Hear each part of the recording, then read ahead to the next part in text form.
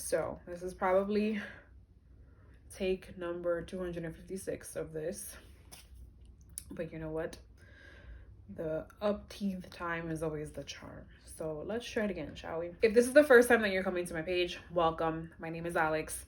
I recently got corrective eye surgery a month ago. Wow. Literally the 12th made a month. So whoop whoop. Seeing 2020 and 2020. Bing! Check.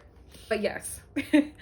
I feel like the universe just has a way of putting people in your path and aligning things in a way that you never imagined. Because I feel like, and this is the honest truth, I found Manhattan LASIK Center by mistake. Not by mistake, but I didn't even intend initially to go there. What happened was the doctor that I went to for LASIK, who did my consultation, initially referred me there and said, I'm getting old. I'm not going to disclose his name, but he mentioned that he was getting older. He no longer does surgery. He would rather send me to somebody that he trusts and knows will have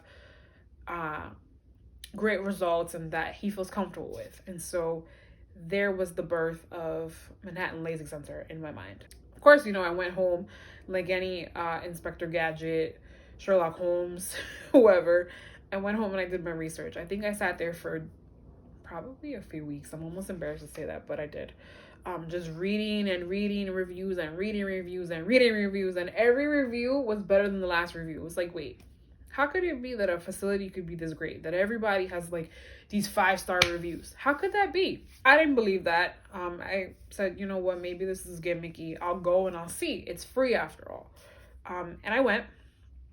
And when I went, I didn't actually even meet Dr. Bugsbaum, which is who I was supposed to actually meet. I met with Dr. Nick Sarley, who I hadn't really anticipated meeting, but then it was like we became besties. I spent a little over an hour there between the consultation, talking to different patients, and then finally actually seeing somebody getting the small procedure. Yes, you heard me correctly. I watched someone get it done, and I was sold.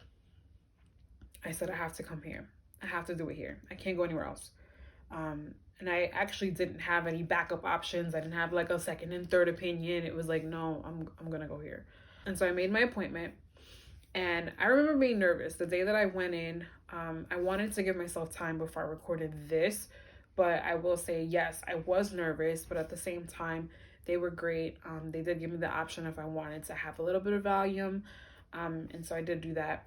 From the time that I walked in to coming off the table, like,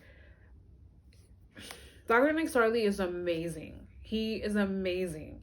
He gave me the steps and he was thorough. He explained everything as it was happening. Keep focusing on the light until you don't see it. Just keep focusing still.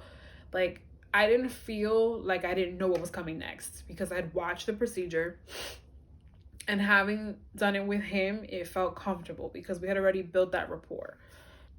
We actually did speak right after the surgery, which I am going to also include that video so you can see that as well.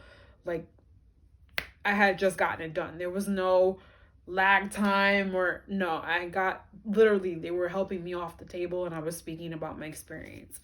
And from that point in time, I was just in shock because I could see. And I could see great. Like, obviously, it felt like there was as if someone had put saran wrap over my eyes, kind of. Like, I felt like it could be a little sharper. It was a little haze. It felt like frosted glass, if you will. But it wasn't unbearable. I wasn't in any pain. I just felt weird. Like, I just felt like I wasn't myself. But I think going home, napping, I took my own Uber home. They helped me. They actually walked me. God bless the staff at Manhattan LASIK for helping me walk on Lexington looking for my cab in the dark because, after 5 o'clock, it's like midnight outside and pitch black. They were gracious enough to help me find my Uber. As soon as I got home, I fell asleep. Like, I was out like a light. But when I woke up, I still felt good. Obviously, you have your drops, your anti-inflammatory drops, and then the antibiotic drops. So I did all of that.